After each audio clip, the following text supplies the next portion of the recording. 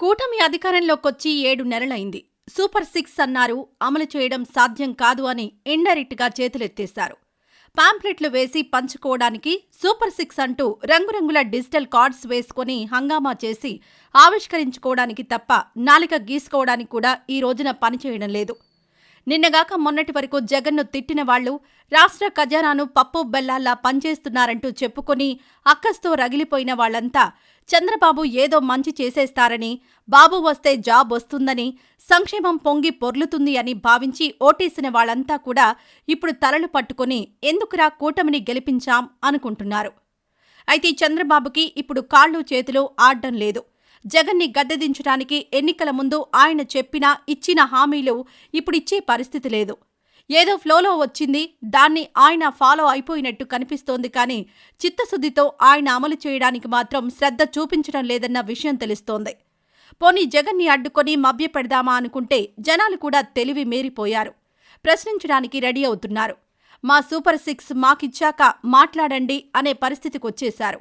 దాంతో చంద్రబాబుకు ఏం చేయాలో పాలుపోవడం లేదు. ఇటు చూస్తే పవన్ కళ్యాణ్ ఇష్టమొచ్చినట్టు ఆయనకు నచ్చింది చేసేస్తున్నారు. బీజేపీ ఉన్నా లేకున్నా ఒక్కటే. టీడీపీ శ్రేణులు ఎవరూ కూడా తన మాట వినడం లేదు. అయితే కూటమి ప్రతి నెపాన్ని జగన్ మీద తోసేయడం ఎంతవరకు కరెక్ట్ అని మాత్రం కూటమి ఆలోచించడం లేదు. జగన్కి సీఎం కుర్చీ మీద కాంక్ష పోలేదు, ఇంకా సీఎం అని అనుకుంటున్నారు అంటూ కామెంట్స్ చేసిన వాళ్లంతా ఇప్పుడు అదే జగన్ పేరెత్తకుండా కూటమి పని చేయగలుగుతుందా? పోనీ ఆయా ఛానల్స్లో జగన్ పేరు లేకుండా డిబేట్స్ పెట్టకుండా ఉంటుందా? పెడుతోంది.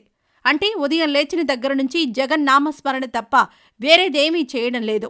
జగన్ సీఎం అన్న విషయాన్ని మర్చిపోలేదు అంటున్న వాళ్లు అసలు ఈ రాష్ట్రానికి తాము సీఎం అయ్యాము, ప్రజలకు ఏదో ఒకటి చేయాలి అన్న శ్రద్ధ మాత్రం కనిపించడం లేదు. ఇక చంద్రబాబు అయితే నీ వల్ల జగన్ నేను అనవసరంగా హామీలిచ్చేశాను, నిన్ను తప్పించడానికి ఏదో చేసేద్దాం అనుకున్నా కానీ చేయలేకపోతున్నా అంటూ ఇండైరెక్ట్‌గా తెగ ఫీల్ అయిపోతున్నట్టు తెలుస్తోంది.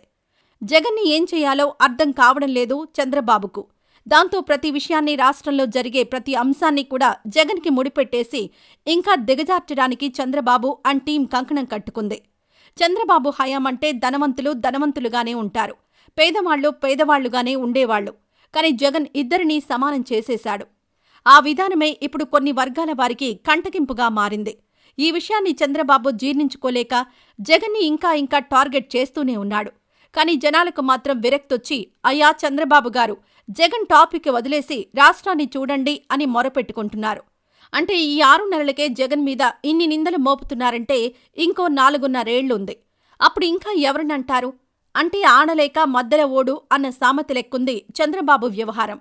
జగన్ చేయలేకపోవడంతోనే చంద్రబాబుని గెలిపించారు.